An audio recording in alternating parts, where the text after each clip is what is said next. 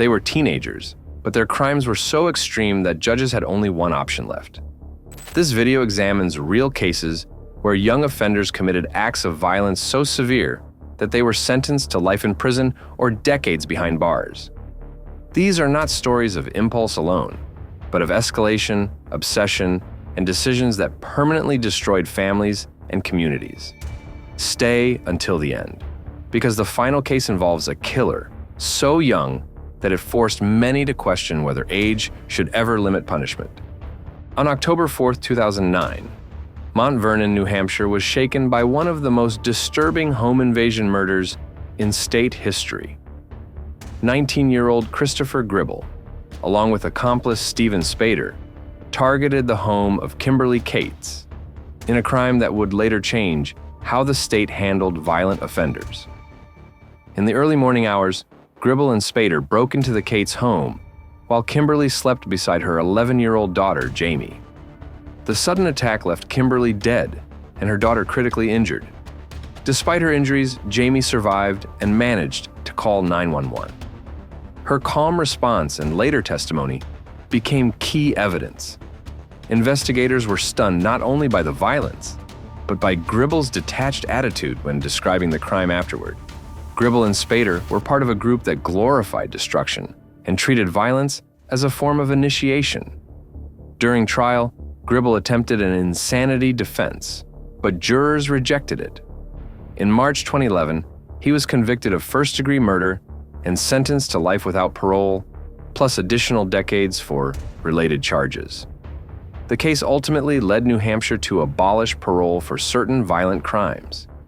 If this level of violence is hard to understand, the next case shows how obsession can wipe out an entire family. On August 28, 2014, Hudson, Florida became the scene of a quadruple homicide that horrified even seasoned investigators. Adam Matos murdered 4 members of his ex-girlfriend's family, then remained in the home for days afterward.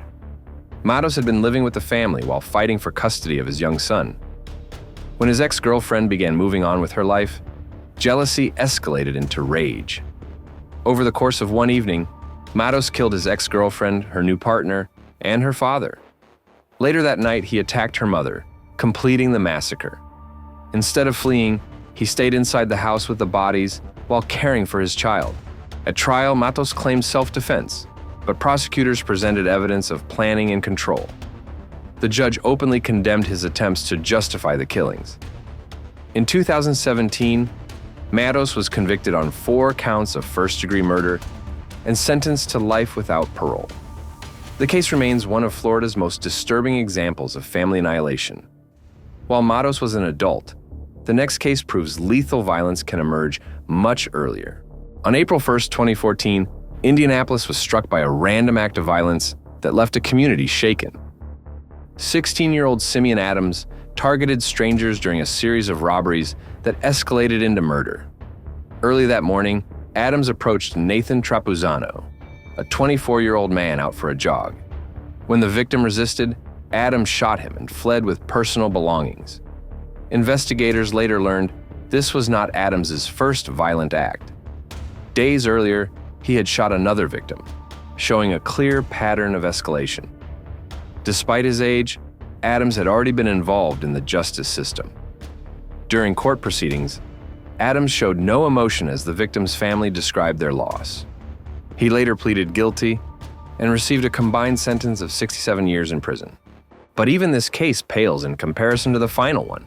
On March 19, 2024, Brandon, Mississippi became the center of national attention when a 14-year-old girl carried out a shocking act of violence inside her own home. Carly Gregg shot and killed her mother after an argument, then attempted to murder her stepfather by luring him home through text messages. Security footage and digital evidence revealed a sequence of deliberate actions. Although her defense cited mental health struggles, prosecutors argued that her behavior before and after the crime showed awareness and planning. After a brief jury deliberation, Gregg was convicted of first-degree murder. In September 2024, she was sentenced to life without parole, making her one of the youngest individuals in the country to receive such a sentence. From home invasions to family annihilation, these cases reveal how violence can escalate long before adulthood. Each offender followed a different path, but the outcome was the same: permanent loss and irreversible consequences. These stories are not told to shock, but to understand warning signs, escalation, and why early intervention matters. If you want more deep dive investigations into serious criminal cases and the psychology behind them, consider subscribing. Your support helps us continue responsible, fact-based reporting on difficult topics. Click here to watch the next video.